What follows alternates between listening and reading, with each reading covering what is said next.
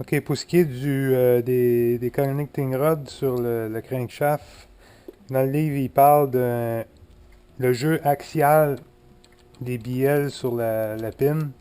Puis il donne des mesures en référence, là. C'est 12 à 26 là, pour un nouveau. Puis la limite d'usure, ça serait 47 en millième de pouce. Fait que moi, j'ai mesuré, lui, il avait 20. Puis lui, il avait 24. Il y a 24.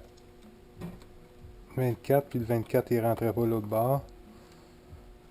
L'important là-dedans, c'est le jeu comme ça. OK? C'est là qu'on va voir si nos bearings sont usés.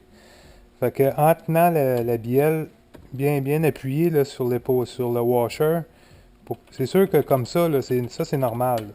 OK? S'il n'y aurait pas ça, là, ça ne marcherait pas longtemps. Ça prend un petit lousse. On parle peut-être de 1 millième ou 2 là, quand c'est neuf, parce qu'avec la chaleur, ça l'expand. Mais nous autres, là, quand on a un crank qui est magané, là, il faut jouer avec comme ça en l'appuyant. C'est sûr qu'il faut pas sentir le jeu de côté, là, pour pas se faire avoir. Là. Fait qu'on l'appuie sur le côté, puis on regarde si on a un jeu perpendiculaire, comme ça. OK? J'ai souvent pogné des cranks qui étaient vraiment finis, là, puis on le sentait bien, là, toc, toc, toc, quand il est lavé, là. C'est sûr que dans l'huile, on le sent pas. Un coup lavé, bien propre, bien sec, là, on va le sentir plus. Lui, je sens absolument aucun lousse. Faut vraiment aller chercher le milieu, là. Aller filer le lousse qu'il peut avoir, là.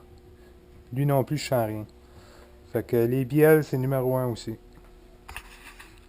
OK, pour ce qui est des bearings, les roulements à billes en français, je les ai lavés. Ils sont relativement secs. Une chose qu'il faut regarder, c'est les cages, OK?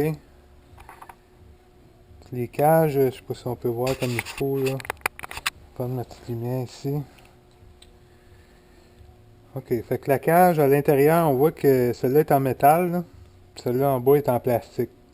Mais celle-là dans le métal, ça arrive souvent qu'on va avoir, comme celui-là, si on peut voir, là, elle a commencé à se dériver. Okay, parce qu'elle a chauffé, puis les billes sont maganées. Fait que le son qu'on va avoir d'un bearing fini, c'est ça, quand il est sec. Okay. Ça en est un scellé. Ça, c'est un bearing comme lui qui est en dedans, sauf qu'il est plus gros, là. Mais on l'entend tourner. Même quand il est lavé bien propre, là, on entend que les billes, ils sont pas rondes, ou il y a de la rouille, ou ils ont chauffé, se sont déformés. Quand on n'entend rien, comme ça, on entend juste un petit roulement. Ça, c'est normal. Puis c'est doux.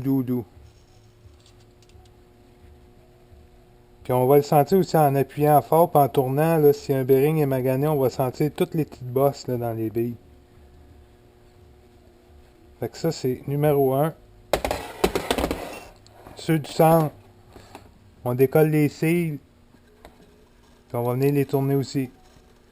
Ce qu'on entend, là, c'est la cage. Parce que la cage est là juste pour retenir les billes, faut pas qu'ils se ramassent toutes à la même place, là. Sauf qu'il y a un petit lousse dans la cage, là, puis c'est ça qu'on entend.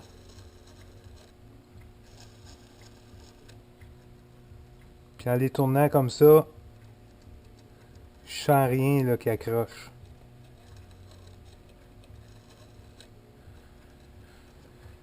Les cils aussi, on peut regarder s'ils sont encore serrés sur le cœur.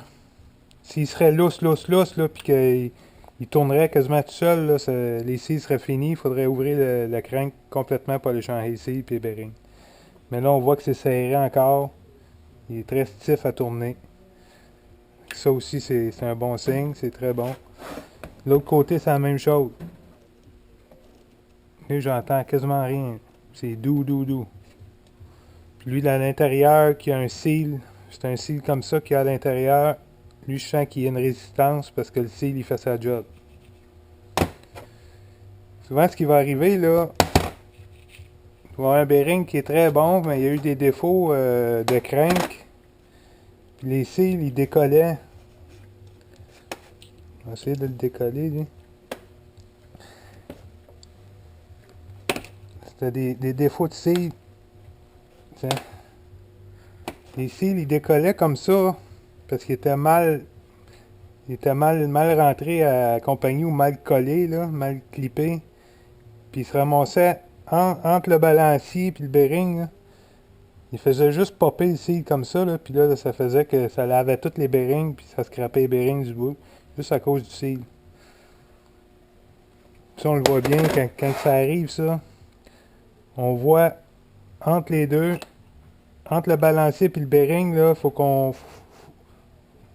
Avec une lumière, on va aller voir comme faut. Voir si le cil n'est pas à côté, là, s'il n'est pas sorti, comme je vous ai montré. Donc là, ici, je vois qu'il est correct. Il est correct, puis en le tournant, là, il tourne droit et je vois pas un bord qui serait sorti. Là.